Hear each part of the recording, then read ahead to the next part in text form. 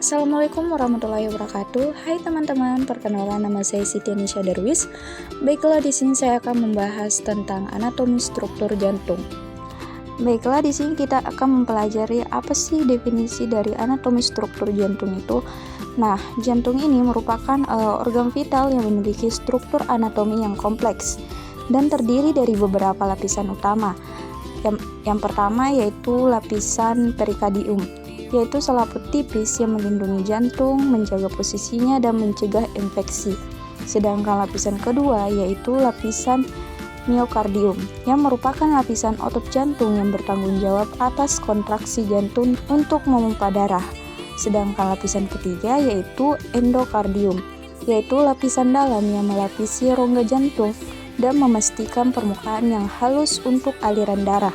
Nah, jantung ini berbentuk seperti kerucut dengan bagian bawah yang tumpul atau disebut dengan apex yang mengarah ke kiri bawah dan pangkal atau basis yang menghadap ke atas dan terletak di sisi kiri tubuh dalam rongga dada tengah. Nah, adapun bagian-bagian jantung seperti yang terlihat gambar di samping, di mana bagian-bagian jantung ini terdapat dua.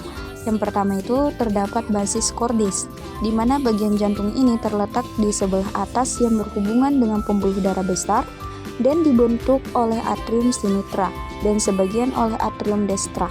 Dan yang kedua itu terdapat apex cordis, di mana terletak pada bagian bawah jantung yang berbentuk seperti puncak kerucut tumpul. Baiklah, selanjutnya yaitu permukaan jantung atau fascies cordis.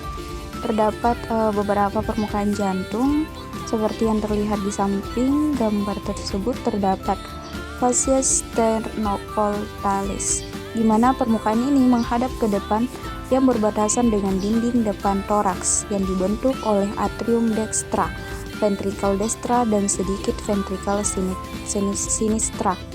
Yang kedua itu terdapat fascies dorsalis, di mana permukaan jantung ini menghadap ke belakang berbentuk segi empat berbatas dengan mediastinum posterior yang dibentuk oleh dinding atrium sinistra dan sebagian besar atrium sinistra, sebagian kecil dinding ventricle sinistra.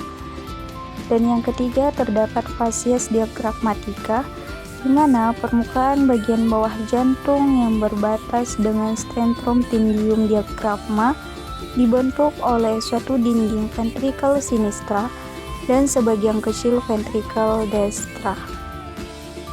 Baiklah, selanjutnya yaitu ruang-ruang jantung, di mana jantung ini memiliki 4 ruang. Yang pertama itu atrium kanan atau atrium destra, seperti yang terlihat gambar di tengah tersebut, di mana atrium kanan ini sebagai penampungan atau reservoir darah yang memiliki kadar oksigen rendah dari seluruh tubuh. Darah yang mengalir melalui vena cava superior, vena cava inferior, dan sinus coronarius yang berasal dari jantung. Kemudian darah dipompa menuju ventricle kanan ke paru-paru. Selanjutnya terdapat atrium kiri, di mana atrium kiri ini akan menerima darah yang kaya oksigen dari paru-paru melalui 4 buah vena pulmonalis. Kemudian darah ini mengalir ke ventrikel kiri dan selanjutnya ke seluruh tubuh melalui aorta. Atrium kiri ini menerima darah beroksigen dari paru-paru melalui vena paru-paru yang kemudian dipicu oleh noda sinoatrial kemajuan melalui atrium darah melewati katup mitra ke ventrikel kiri, seperti yang terlihat gambar di tengah, di mana terdapat serambi kiri. Nah, selanjutnya itu terdapat ventrikel kanan, seperti yang terlihat gambar di tengah tersebut, di mana terdapat bilik kanan atau ventrikel kanan, di mana menerima darah dari atrium kanan, kemudian dipompa menuju paru-paru melalui arteri pulmonalis. Ventrikel kanan ini menerima darah tanpa oksigen, lalu katup yang menuju paru-paru ke arteri tertutup untuk mengisi ventrikel dengan darah. Setelah ventrikel penuh, ventrikel kanan akan menutup katup trikospid dan katup paru-paru terbuka.